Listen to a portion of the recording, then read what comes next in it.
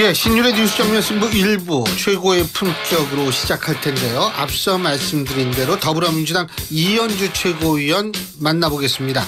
지금 오고 계시는 중인데 조금 차가 밀려서 일단 전화하다가 스튜디오에 모시는 이런 방식으로 하겠습니다. 이현주 최고위원님 안녕하세요. 네, 안녕하세요. 예. 네. 어제 체포가 됐죠? 윤석열 네, 대통령 네. 어떻게 보셨습니까? 네. 그러니까요. 워낙 이렇게 체포영장이 발부가 되고 체포되기까지 굉장히 오래 시간을 끌고 해서 좀 안타깝다 이런 생각이 들었고요. 예. 어쨌든 사실은 출석 요구를 3번인가 하지 않았습니까? 예. 그죠?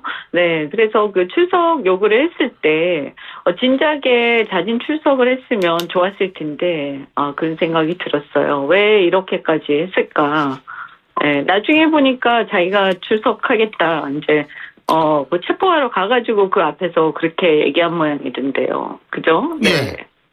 그러니까요. 국민들이 볼 때는 어쨌든 우리 국민들은 출석을 한 번만 안 해도 체포당하고 이렇게 하지 않습니까? 그죠? 네. 지금 진작에 출석했더라면 이 말씀하셨는데요. 사실 네. 윤석열 대통령 측에서 이현주 의원님이야 이 법조인 출신이기도 하시니까 이 체포 적부심을 또 신청을 하지 않았습니까? 윤석열 대통령이요. 그런데 네. 이게 만약 진짜 체포가 그렇게 억울하고 이게 말도 안 되는 거였다라고 생각했다면 좀 체포에 미리 응하고 적부심을 아예 그냥 신청하는 게 낫지 않을까. 그 전에는 체포가 부당하다고 생각해도 별로 할 게 없었다는 얘기들도 많더라고요. 어떻게 보십니까? 근데 체포 적부심이 되겠습니까? 저는. 글쎄요. 네. 이게 그렇지 않습니까? 그게 그냥 갑자기 체포 영장이 발부된 게 아니고요. 여러 번에 걸쳐서 출석 요구를 했고요. 예. 그런데 소환에 응하지 않았거든요. 예. 그리고 또 체포를 한번 하러 갔는데 조항을 너무나 심하게 하고 굉장히 심각한 어떤 공권력하고의 어떤 충돌 상황, 그런 우려 상황이 있어서 다시 또 돌아오기도 하고 이렇게 되면서 사실은 영장의 집행 자체가 어려운 상황으로 치닫고 그래서 이제 두 번째 겨우 체포 영장이 집행이 된 거거든요.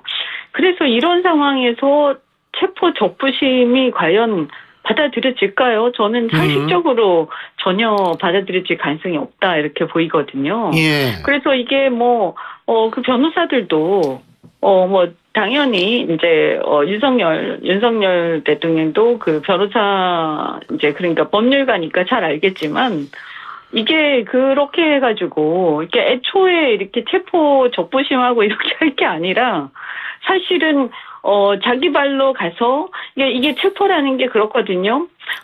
이 도주의 우려라든가, 물론 이제 이게 내란 수괴라서 이 형량 자체가 높고 굉장히 중한 범죄이기 때문에 이 자체가 사실은 그냥, 불구속 수사를 하기에는 굉장히 어려운, 그럴 가능성이 좀 낮은 범죄이긴 합니다. 예.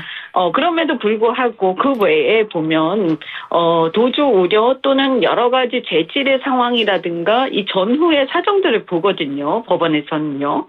그런데 이 사정들을 보면 안 나타나고 버티고 저항하고 집행을 무시하고 그다음 문권력을 무시하고 영장을 무시하고 법원을 무시하고 이런 행태를 계속 보였기 때문에 예. 법원이 보면 예를 들어서 그냥 풀어주면요 또다시 체포에 저항하고 또다시 안 나타나고 그러지 않겠습니까? 예. 그래서 체포 적부심은 당연히 안 받아들여질 겁니다. 예. 참고로 그냥 말씀드리는 거예요, 이거는. 윤석열 대통령 측은 뭐냐면 체포 적부심 좋은 결과가 나올 것으로 기대한다. 지금 이렇게 얘기를 하는데 본인은 안 나간 모양이에요. 윤 대통령 본인은. 변호인 3명만 참석을 하고 지금 체포 적부심 신문이 시작이 됐다고 하는데 이건 좀 지켜봐야겠죠. 그리고 또 한 가지. 이 윤석열 대통령이 말이에요. 이거 SNS로도 그러니까 자기 자필 편지를 공개를 했죠. 그리고 네. 체포 직전에 그 영상 보셨는지 모르겠지만 동영상 또 공개했죠. 그리고 지난 1월 초인가 그때는 뭐 관저 앞에서 시위하는 시위대한테 또 서신을 보냈고요. 이런 네. 행동이 계속 반복되는데 어떻게 보고 계세요, 이거는? 아까 말씀드린 것처럼 예. 윤 대통령이 지금 문제가 된 범죄가 예. 그 내란 수괴지 않습니까? 예. 그래서 헌정 질서를 문란케 했다 한마디로 말하면 이런 거거든요. 예. 그러면 헌법 질서를 문란케 하고 국가의 공권력을 무시하고 뭐 이런 내용들인데요. 예.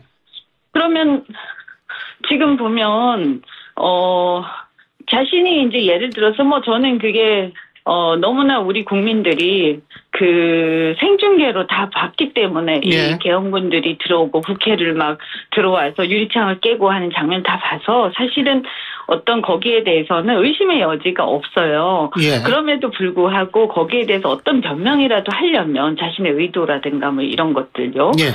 근데 그렇게 해명을 하고 변명을 하려면 자신이 그 뒤에 하는 행동들이 공권력을 존중하고 그다음에 헌정 질서를 존중하고 굉장히 어떤 기존의 어떤 질서나 법 질서 이런 것들을 존중하는 모습들을 보였을 때 그리고 혼란을 야기하지 않고 굉장히 차분한 모습을 보였을 때 앞에서 했던 이런 행동들도 어떤 고의성이나 악의성이 덜하다라고 인정이 될 수가 있을 텐데요. 그 뒤에 보이는 모습들을 보면 굉장히 혼란을 부추기고 공권력을 무시하고 헌정 질서를 막 마비시키려고 하고 또는 법 질서를 좀 혼란시키고 이런 행태들이 반복돼요. 그리고 사람들을 선동하고요. 그래서 앞에서 그런 어떤 법원 이 사람들이 생중계로 봤던 그 내란 수계의 어떤 혐의나 이런 것들이 더 가중되고 오히려 제가 봤을 때는 그럴 법한 행동이었구나. 이 사람이 원래 그런 성향의 생각을 갖고 있었구나. 그런 기질이 있었구나. 이렇게 오히려 더 그것을 강화시키는 행동들 아닙니까? 그 편지라든가 이런 것들이요. 그래서 오히려 저는 예. 더 가중될 것 같은데요. 그러니까 지금 말씀하시는 게 이게 일종의 이 선동행위다 뭐 이렇게도 보실 수 있다라는 말씀이시죠. 그죠? 더 혼란을 부추기는 행동이잖아요. 예. 그래서 그렇게 도움이 안 될 것 같아요. 제가 변호사면 절대 그렇게 하지 않고 그냥 조용히 예. 이렇게 차분하게 있으면서 알겠습니다. 그 법원과 이런 어떤 공권력을 존중하는 모습을 보이라고 그렇게 할 것 같아요. 예. 지금 이현주 의원께서 스튜디오에 들어오셨습니다. 지금 사실 이게 굉장히 좀 색다른 상황이라는 것은 확실한 것 같아요. 뭐가 색다르냐면 전화 끊으셔도 됩니다. 그 색다른 상황이냐면 사실 예전에 그 박근혜 전 대통령 같은 경우에는 그냥 조용히 있었잖아요. 근데 이 경우는 사실 사안의 위중성도 일반적인 시각으로는 지금 경우가 훨씬 위중하다고 훨씬 보는데. 위중하죠. 이 내란죄하고 그때 있었던 뭐 박근혜 대통령한테 적용된 뭐 사실 뇌물이라고 해도 본인이 받은 게 아니잖아요. 그 당시에 윤석열 팀장이 특검 팀장이 그 죄를 뇌물로 의유를 하면서 이것을 경제 공동체가 뭐 이상한 것을 저는 그 문제가 좀 있었다라고 그때도 그런 생각을 했었는데 그렇게 의유를 해서 그렇지 사실 본인이 받은 것도 아니란 말이에요. 예. 그런데 지금은 그게 아니라 이게 엄청난 대규모 공안 사건이거든요. 내란이라는. 뭐 일각에 의하면 친위 쿠데타라는 용어를 사용하는 경우가 많죠. 네. 예. 그래서 죄질도 비교가 안 되고요. 그런데 이제 그 이후에 그 사건이 있은 이후에 대응하는 태도나 이런 것도 보면 뭐 솔직히 말씀드리면 박근혜 대통령 어쨌든 제가 보니까 뭐 정통 보수의 태도인 것 같아요. 그럼요. 원칙을 지키고 자신이 억울하든 억울하든 안 하든 어쨌든 국가의 질서나 헌법 질서 그리고 법 그리고 원칙 신뢰, 이런 국민들의 어떤 안정감, 이런 것들을 존중하고 사법부를 존중하고 그것을 지키고 그냥 순응하는 것. 내가 억울하더라도 그런 모습들을 좀 보였죠. 근데 윤석열 이분은 제가 볼 때는 억울한 것도 아닌 것 같은데, 그런데 거기에 더해서 굉장히 막 일반 국민들 같으면 상상도 할 수 없는 저항을 하면서 매우 사회를 혼란시키는 이런 행동들을 하는 걸 보면서 사실은 만약에 보수라고 한다면 보수의 가치라는 입장에서 본다면 굉장히 부끄러운 그런 행동이죠. 뭐 저는 제가 이제 민주당 안에서 상당히 이제 중도 보수의 입장을 많이 제가 이렇게 얘기를 많이 하는 편이라서요. 그런 성향이 좀 강한 편이거든요. 아니 뭐 안에서는. 저기 대기업에 또 임원까지 지내셨으니까 네. 시야가 굉장히 넓으시죠. 네. 예. 그래서 보면 야 이렇게 대통령까지 하고 특히나 보수 정당 출신의 대통령이 태도나 이렇게 어떤 하는 행동들이 있을 수 없는 저는 정말 있을 수 없는 행동입니다. 이것은. 네. 그리고 또 그 법조인 출신이시기도 하니까 이게 우리가 이 조사받을 때 묵비권 행사하는 거 있죠? 네. 이거 불리하다며요, 원래는. 그거야 뭐 피의자한테. 자신의 권리긴 한데요.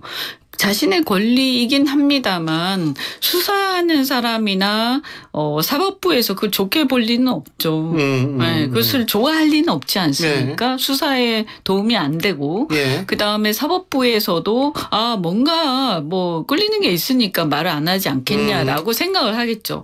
다만 그럼에도 불구하고 그건 자기 권리니까 그걸 가지고 뭐라고 할 수는 없죠. 네. 근데 뭐 그렇게 유리하진 않습니다. 한 가지만 일반적으로. 더 여쭤보는 게 제가 좀 진짜 이런 경우도 있구나라고 느낀 게 아침에 좀 나와서 조사하려고 그러니까 이 컨디션이 안 좋아가지고 못 나가겠다. 이런 경우가 있습니까? 일반적인 피의자. 그렇게 잘 못하죠? 제가 보면 이분은요, 자신이 체포당한 피의자라는 것을 망각하셨어요. 그러니까 예를 들어서 자진해서 출석을 했어요. 예. 그러면 출석을 했다가 내가 다른 일이 있어서 잠시 갔다가 다시 오겠다. 다시 나를 잡아서 이럴 수도 있고요. 아니면 지금 좀 피곤하니까 좀 있다가 다시 하겠다. 이럴 수도 있죠. 왜냐하면 내가 자진해서 간 거니까요. 그런데 오라고 했는데 계속 안 나타나고 안 가고 거부하고 또 계속 저항하고 해가지고 영장이 발부돼서 체포해서 강제 집행해가지고 왔단 말이에요. 그러면 그런 경우에는 그걸 자기가 막 선택할 자유가 별로 없어요. 강제로 인신상의 제약이 강제 구인된 거지 않습니까? 그래서 그 경우에 예를 들어서 그렇다고 해서 뭐 고문하는 건 아니기 때문에 잠은 자고 일정한 어떤 휴식 시간은 필요하지만 합리적인 범위에서는 깨어 있는 시간, 그 다음에 어느 정도의 시간은 체포된 상태예요, 이 사람은. 그러니까 그 시간에는 조사를 받아야 되는 거죠. 수사받으러 안 나오니까 지금 강제로 수사받는 거거든요. 근데 또 그 구치소에 있는 분을 강제로 이렇게 또 구인하기는 불가능하다고 그러더라고요. 법적으로. 내가 아침에 좀 몸이 안 좋으니까 하지 맙시다. 뭐 이렇게 나오면 그거 뭐 강제로 데려오기도 힘든 모양이더라고요. 뭐 끌고 나오고 하는 것도 그것도 참. 제가 그래서 이번에 참 여러 가지 많이 배워요. 보면 근데 일반적으로 그렇지 않죠. 아무리 중범죄자라도 자기가 체포까지 당해서 구치소에 들어갔는데 웬만해서는 진짜 뭐 잠까지 안 재우고 막 무리하게 하면 몰라도 그렇지 않는 한은 나와서 수사 받으라고 하면 일단 나오죠. 이런 경우는 거의 없죠. 그러니까 뭐냐 하면 처음부터 끝까지 공권력의 어떤 집행에 전혀 협조하지 않는 거예요. 처음부터 끝까지 사사건건 지금 트집을 잡고 저항하고 계속 버티고 이러고 있는 거죠. 그러면 수사기관이나 공권력 행사를 하는 수사기관이나 법원에서는 굉장히 화가 날 겁니다, 아마. 그리고 어제 이제 체포 소식을 듣고 관저를 찾아간 국민의힘 의원들이 한 33분인가 있을 거예요. 근데 윤 대통령하고 면담도 하고 뭐 엎드려서 통곡을 한 의원도 있었다고 하고 그리고 또 윤 대통령은 의원들한테 샌드위치도 만들어주고 그리고 텔레비나 신문보다는 유튜브 같은 걸 보는 게 뭐 좋다 이렇게 얘기를 했는데 어떻게 보셨어요? 그러니까 그분들은 그러면 위헌적인 비상계엄이 잘 됐다고 생각하시는 건지, 그죠? 그걸 두둔하시는 건지 아마 그런 모양이에요. 거기까지 가서 그렇게 두둔하는 걸 보면. 그죠? 그리고 그렇게 엎드려서 울고 통곡하고, 저는, 지금 이분들이 이제 선을 넘었다. 이런 생각이 듭니다. 지금 어쨌든 내란 수괴로서 피의자로 체포되는 상황이었고요. 그래서 이게 어떤 자신들이 거기서 그렇게 하는 이유가 과연 윤석열 대통령을 위해서 하는 것인지, 아까 제가 말씀드린 것처럼요. 그 사람이 정말로 제대로 형을 좀 적게 받고 다거나 이러면 수사를 좀 협조를 하고 오히려 그때 당시에는 그렇게 잘못 행동을 했지만 본래적으로 그렇게 법질서를 무시하거나 막 나가는 사람이 아닌데 그때 어떻게 됐나 보다라든가 뭐 이렇게 가야 조금이라도 동정을 살 텐데요. 법원이나 이런 데로부터. 예. 그런데 이렇게 막 나가면 어떻게 되냐면 이 사람은 이게 구제불능인가 보다. 이렇게 헌정질서나 법질서나 이런 거를 사사건건 위반하고 혼란을 부추기는 사람인가 보다. 이렇게 되는 거거든요. 근데 이것을 부추기는 역할을 국회의원들이 했다. 그것은 윤석열의 사람을 위하는 게 아닙니다. 그래서 그 사람을 이용해서 자신들의 어떤 정치적 목적을 달성하려는 것 아닌가. 저는 그렇게 보이는 거죠. 굉장히 이기적인 거예요, 사실은. 평소에 그렇게 또 대단하게 뭐 위했는지 잘 모르겠습니다만. 네. 자, 그렇게 말씀하시니까 제가 이제 여쭤볼게요. 오늘 NBS 여론조사가 나왔습니다. 제가 이제 그 여론조사 개요를 좀 말씀드리자면, 엠브레인 퍼블릭, 케이스텔 리서치, 코리아 리서치, 한국 리서치가 1월 13일부터 15일까지 3일간 18세 이상 전국 18세 이상 유권자 1,005명을 대상으로 실시한 여론조사, 전화 면접 여론조사고요. 자세한 내용은 중앙선거 여론조사 심의위원회 홈페이지를 참조하시면 되시는 여론조사인데, 그런데 제가 여기 주목할 게 몇 가지가 있어요.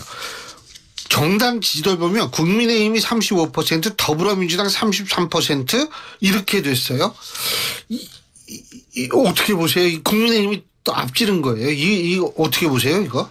그러니까 이제 지금 상황 자체가 윤석열 대통령이 체포당하는 어떤 그 초유의 사태지 않습니까? 예. 그러니까 그 지지층이 아주 최고로 결집돼 있는 상태죠. 지켜야 한다. 뭐 내지는 뭐라고 해야 되나요? 뭐 발을 동동 구르는 좀 심하게 얘기하면요. 결사적인 그런 상태인 거죠. 예. 특히 극렬 지지층은요. 나머지는 어떤 상태냐. 그냥 이미 이제 다 끝난 상태인 거예요. 사실은 뭐 탄핵이라는 것도 탄핵 결정이 남아 있지만 이런 상태에서 탄핵 결정이 안 될 거라고 생각하는 사람 별로 없을 겁니다. 그리고 체포는 이미 된 거고, 그러니 이게 체포가 뭐 되냐 안 되냐 뭐 이런 것도 아니고 뭐 그렇게 막 애달바할 일도 아니고, 또 어떤 의미에서는 보면 그래도 체포까지 되고 했기 때문에 뭐 이것은 어쨌든 안타까운 일일 수도 있는 거거든요. 중도층에서 보면. 그러니까 그냥 크게 관심이 없는 거예요. 그래서 현재 상황은 어쨌든 윤석열 또는 그 국민의힘의 극렬 지지층이 아주 극단적으로 결집돼 있는 상태고, 굉장히 이 분노라든가 어떤 감정이 격앙돼 있는 상태라고 봐야 되겠죠. 그리고 나머지 층은 크게 관심이 없거나 혹은 약간은 조금은 이제 무관심 또는 이제 정치 피로감, 이런 것들이. 왜냐하면 지금 뭐 이런 거 가지고 계속 실랑이를 지금 한 달째 하고 있으니까요. 한 달 넘었습니다. 그리고 굉장히 살기 힘들거든요. 그러면서 어떤 의미에서 보면 민주당에 대해서도 지금 윤석열 대통령을 이게 체포하는 것도 지금 한 2주째 이러고 있잖아요. 사실 우리가 체포하는 건 아니거든요. 근데 어떤 의미에서 우리 지지층은 뭐라고 하냐면, 그거 하나 체포를 못 해가지고 이렇게 무능할 수가 있냐, 이렇게 또 얘기를 하는 사람들도 있어요. 근데 우리가 체포하는 것도 아니고요. 또 어쨌든 우리가 가해하는 걸로 보일 수도 있는 거고. 그래서 사실은 지금 상황은 저희한테 그렇게 뭐 아주 막 우리 지지층이 막 결집해서 예. 막 이렇게 발을 동동 구르는 상황은 아니다. 저쪽은 그런 반면에. 그리고 또 하나는 또 뭐가 있냐면 여하튼 간에 저희가 그래서 조금 유의해야 될 것은 뭐냐 하면 항상 이렇게 이 지지라는 것은 지금은 이미 우리 그 민주당이 이렇게 그 민주당 쪽으로 많은 공이 넘어와 있다 이미 국민들이 볼 때는 많은 국민들이 볼 때는 그래서 민주당이 제대로 하고 있나 안 하고 있나 이거를 유심히 보고 관망하는 사람들이 많아져 있는 상태고 그래서 지금은 우리 입장에서 보면 사람들이 그러니까 뭐냐면 이게 뭐 원사이드하게 저는 뭐 이것이 이 국힘 쪽의 지지층, 극렬 지지층이 굉장히 아까 격앙돼 있기 때문에 좀 많이 반영이 돼 있긴 하지만 한편 우리가 이것을 조금 우리가 좀 더 교훈적으로 본다면 원사이드하게 모든 것이 진행되지는 않을 것이다. 왜냐하면 항상 극렬한 쪽이 더 열심히 하게 또 돼 있잖아요. 그죠? 그래서, 항상 이렇게 긴장을 놓치면 안 된다 하는 그런 교훈은 또 우리가 얻어야 된다고 생각을 합니다. 여론조사에 하나만 더 여쭌다면, 김문수 장관이 지금 1위로 나와요. 그러니까요. 아까 제가 말씀드렸잖아요. 예. 그러니까 그것도 그런 현상 중에 한 부분이다. 네. 그러니까 윤석열 대통령 또는 그 어떤 그 태극기 부대 또는 뭐 어떤 극우라고 하기도 좀 뭐 하지만 여하튼 그런 극렬 뭐 부대 예. 그런 좀 뭐 약간 좀 극우도 아니고 보수도 아니고 하여간 그런 부대들의 그런 극렬 세력들이 극단적으로 뭉쳐 있고 극단적으로 격앙돼 있는 상태. 이런 상태이기 때문에 그들이 지금 그리고 여론조사에 아주 적극적으로 응하고 있는 상태. 나머지는 약간 느슨하게 이완돼 있는 상태고 자신의 어떤 그 민생과 삶에 지금 지쳐 있고 약간은 시니컬하게 좀 정치 혐오 내지는 피로감에 젖어 있는 그런 상태. 저는 그렇게 보거든요. 그래서 이런 상태에서는 그 김문수 그런 분이 정말 그런 분이 1등을 하고 있는 거죠. 저는 정상적인 상황으로 보기엔 조금 어렵다고 보지만 예. 이 상황이 오래되는 것이 좋은 것은 아닙니다. 당연하죠. 지금 네. 이제 트럼프 대통령도 트럼프 당선인도 1월 20일 날 취임을 하지 않습니까? 네. 이게 여기에도 대비를 잘해야 되는데 네. 지금 이현주 최고위원께서 트럼프 시대를 대비하기 위한 포럼 개최하셨었죠? 네네, 예. 네. 오늘, 어제도 그렇고, 예. 네, 오늘도, 또 이제 저희 배터리 산업이라든가 여러 가지 이제, 우리 그 산업들을, 점검하는 그런 회의들을 하고 있습니다. 네. 근데 뭐, 어떻게 보세요? 좀, 우리가 잘 대비하려면 지금 뭐 우리가 정부가 뭐 정부 차원에서 뭐 하기 힘드니까요. 어떻게 좀 그러니까 이제 보세요? 걱정스러운 게 뭐냐면 사실은 정부가 이제 대응을 잘 해야 되는 거 아닙니까? 그래서 저희가 정부에다가 계속 요구는 하고 있거든요. 근데 이제 솔직히 말씀드리면 지금 대한민국의 경제가요. 저는 공동화 상황에 처해 있다 이렇게 봅니다. 그래서 예전에는 양극화라고 한다면 지금은 공동화다. 그러니까 무슨 얘기냐면 예전에는 빈부의 격차 또는 이제 대기업과 중소기업 뭐 이런 식의 양극화라서 그나마 그래도 대기업은 잘 나가고 부자들은 잘 이런 상황이었다면 지금은요. 대기업도 어려운 상황인 거죠. 그래서 한마디로 미국 같은 경우 이제 우리나라의 대기업들이나 어떤 잘 나가는 그 고부가 가치 산업들은요. 미국이나 이런 데서 현지에 와서 공장을 설립하지 않으면 보조금 못 주겠다 해갖고 다 미국에 간 거 아닙니까? 근데 또 이제는 트럼프 정부가 아니 여기 이제 그 보조금 주기로 했던 거 이제 다 취소할 거야 이제 이렇게 나오는 거 아닙니까? 그러니까 어디다 장단을 맞춰야 될지 모르는 상황이고 그 보조금 받던 어떤 것을 못 받게 되면 과연 앞으로 어떻게 이 경쟁을 이겨나갈지도 굉장히 막막한 상황이에요. 그래서 이것을 정부가 굉장히 변호를 열심히 해줘야 되는 거고요. 이 세액공제를 미국에서 받던 것들도 오늘 배터리 얘기도 했는데 이런 것들은 이제 유지할 수 있도록 계속 우리가 엄호를 해줘야 되고요. 근데 문제는 뭐냐면 트럼프 이 정부가 이제 중국을 때릴 거 아닙니까? 관세도 세게 때릴 거고요. 그러면 중국이 기존의 미국이나 또는 이제 우회해서 또 유럽이나 이런 데 팔던 제품들을 못 팔 거잖아요. 그러면 어떻게 되냐. 과잉 생산되던 중국 제품들이 밀어내기가 되는 거예요. 그럼 그 밀어내는 제품들이 어디로 흘러 들어오냐면 한국 시장으로 들어옵니다. 그러면 어떻게 되냐면 한국 시장에 또 들어와서 싼 값으로 헐값으로 밀어내기 된 이 제품들로 인해서 그나마 남아있던 저부가 가치 좀 싼 제품들 우리 서민들이 그나마 이렇게 소화시키던 그런 소상공인들이 주로 팔던 물건들이라든가 조금 경쟁력 떨어지는 그런 저부가치 산업들도 같이 망하는 거예요. 중국산에 밀려가지고요. 그러니까 그리고 이 기존에 하던 물건들이나 제품들 산업들이 또 중국산의 어떤 공급망의 문제도 또 있기 때문에 공급망도 지금 다 바꿔야 되는 거고요. 근데 중국이 또 거기다가 일부 이제 아까 제가 배터리 얘기했지만 이런 것들은요. 전기차도 그렇고 엄청나게 경쟁력이 지금 높아져 있어요. 그래서 이게 막 사방에서 여러 가지 면에서 지금 공격을 받고 있어서 우리나라 제가 오늘 회의하면서 얘기한 게 정말 울고 싶은 상황이다. 예. 그래서 우리가 이제는 대기업이든 중소기업 뭐든 다 힘을 합해가지고 도와줄 수 있는 거 다 도와주고 국회도 힘을 합해서 도와주고 우리도 뭔가 그리고 미국에 대해서도 제대로 얘기를 해서 이 중국하고 우리가 경쟁을 하는데 한국을 너무 때리면 중국이 독점하게 될 거다. 이 산업들을.